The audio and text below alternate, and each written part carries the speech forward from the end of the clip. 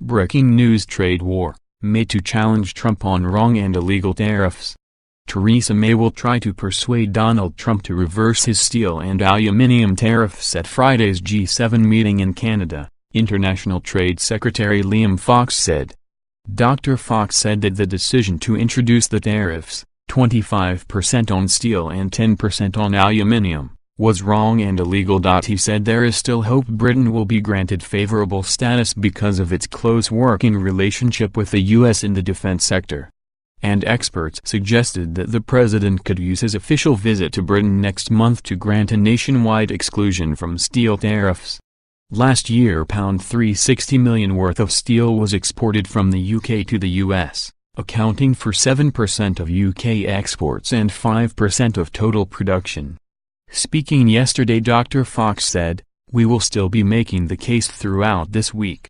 We of course have the G7 leaders meeting at the end of the week where the Prime Minister will be raising this with President Trump alongside other leaders." The United States believes, wrongly, that this is a national security matter for the U.S. Given that we export some pretty complex steel products to the United States which are part of their national security programs themselves, this reasoning that is given is wrong and therefore we believe unlawful. Speaking last night, Gareth Stace, director of UK Steel, said if Britain was going to get an exception it would likely have happened by now. However, he added that Trump's meeting with the Queen next month could provide an opportunity for him to change his mind. He is likely to want to be as popular as possible before the visit in the face of expected protests.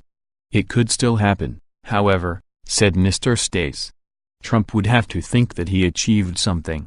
He's already made side deals with the automotive sector with some countries, so something like this may be possible when it comes to the EU as a whole. It will depend on the EU Trade Commissioner's stance. When it comes to the UK, there's another chance. President Trump is due to visit the Queen in July. When he does so, will he then make this a gesture to appease Britain? It would be a very Trump thing to do. Another type of exemption exists which applies directly to specific products.